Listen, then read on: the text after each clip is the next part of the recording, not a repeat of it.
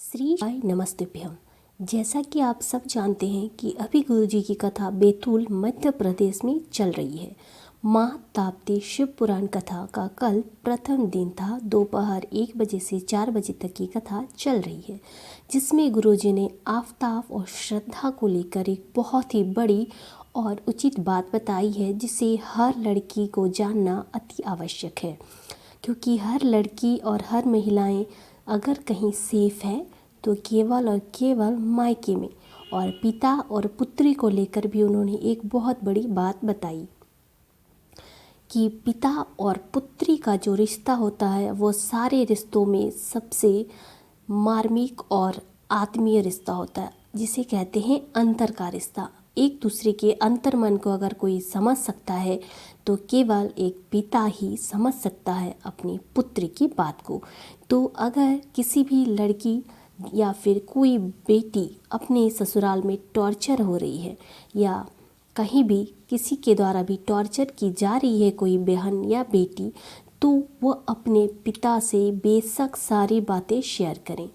एक पिता होते हैं जो सर पे छत की तरह होते हैं और वो अपनी पुत्री को कभी भी कष्ट में नहीं देख सकते हैं।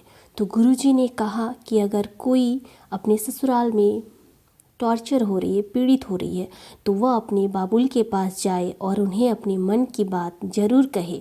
क्योंकि हमारे भारत में बहुत सारी ऐसी महिलाएं हैं जो कष्ट तो सहती हैं पर अपने पिता से कुछ नहीं कहती कि मेरे पिता को दुख होगा।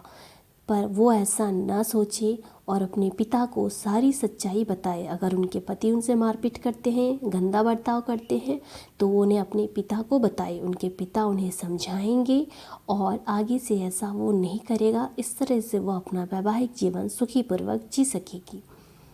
इस पर गुरुजी ने एक बात और भी कहा कि अगर श्रद्धा के बारे में उसके पिता ने खोजबीन शुरू नहीं की होती तो शायद आज किसी को भी नहीं पता होता कि श्रद्धा कहाँ है। श्रद्धा ने अपने माता पिता के साथ कनेक्शन तो तोड़ दिया था। फिर जब उसके पिता को लगा कि इतने दिन के बाद भी मेरे बच्चे ने मेरे से कभी बात नहीं की, तो पिता का मन मचल उठा और उन्होंने खोजबीन शुरू कर दी। जब उन्होंने खोजबीन शुरू की तब पता चला कि श्रद्धा के 35 टुकड़े हो चुके हैं। अगर श्रद्धा अपने पिता से ये बात कहती कि उन्हें मारपीट और ये सब सहना पड़ रहा है, तो शायद आज श्रद्धा हम सबके बीच जिंदा होती। तो ना जाने ऐसी कितनी श्रद्धाएं हैं जो अभी भी हमारे समाज में मौजूद हैं और अपने पिता से इसलिए नहीं कह पाती कि उनके पिता उन्हें डांटेंगे या एक्सेप्ट नहीं करेंगे या समझेंगे नहीं। लेकिन गुरुजी ने बार बार कहा कि अगर आपके जीवन में कोई भी कष्ट है तो अपने पिता से अवश्य कहें। आपके पिता आपसे थोड़े दिन के लिए सही नाराज अवश्य हो सकते हैं, पर आपसे कभी भी रिश्ता नहीं तोड़ सकते हैं। दिल का जो रिश्ता वो हमेशा से एक पिता और पुत्री का बहुत ही मजबूत है। जैसे कि दक्ष राजा जो थे, उनकी पुत्री जो थी, जिन्हें चंद्रमा जो थे, और चंद्रमा सिर्फ रोहिणी से प्रेम करते थे और उनकी बाकी पत्नियों से प्रेम नहीं करते थे। तो दक्ष राज जो थे, दक्ष राजा बहुत ही दुखी हो गए थे। ठीक इसी तरह विश्वकर्मा की पुत्री संज्ञा, वो भी बहुत ही दुखी हो गई थी। और जब उन्होंने अपने बाबुल से ये सब बातें करी तो फिर उन्होंने उनका हल भी ढूंढ निकाला।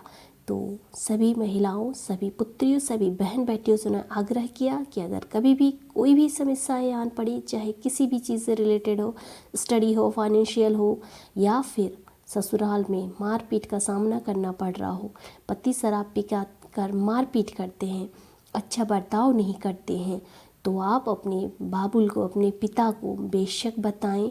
वो आपको समझेंगे, आपकी परेशानी का हल भी करेंगे।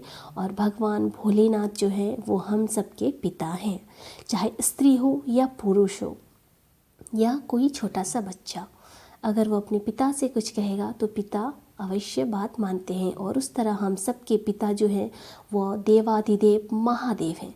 तो भोलेनाथ से सारी परेशानियां आप कहें, चाहे आप किसी भी फील्ड में हो, किसी भी परेशानी से जूझ रहे हो, नौकरी, व्यापार, व्यवसाय, पढ़ाई, एग्ज़ाम, या फिर घर, कर्ज, लक्ष्मी नहीं आ रही है, धन दौलत की कमी हो रही है, चाहे किसी भी परेशानी में आप डूबे हो, बड़ी से बड़ी परेशानी जो आप किसी से शेयर नहीं कर सकते हैं, तो आप महादेव के मंदिर जाइए, एक लोटा जल चढ़ाइए और भोलेनाथ को अपनी मन की जो व्यथा है उन्हें आप कहिए। और भोलेनाथ एक पिता है हम सबके, और एक पिता की भांति वो हम सबकी जो परेशानी है वो बहुत जल्द वो हमारी सारी परेशानियों को दूर कर देते हैं और हमें सुखी और सुंदर जीवन प्रदान करते हैं। ऐसे ही सुंदर और आसान से उपायों को पाने के लिए मेरे चैनल को सब्सक्राइब करना बिल्कुल ना भूलें। श्री शिवाय नमस्तुभ्यम।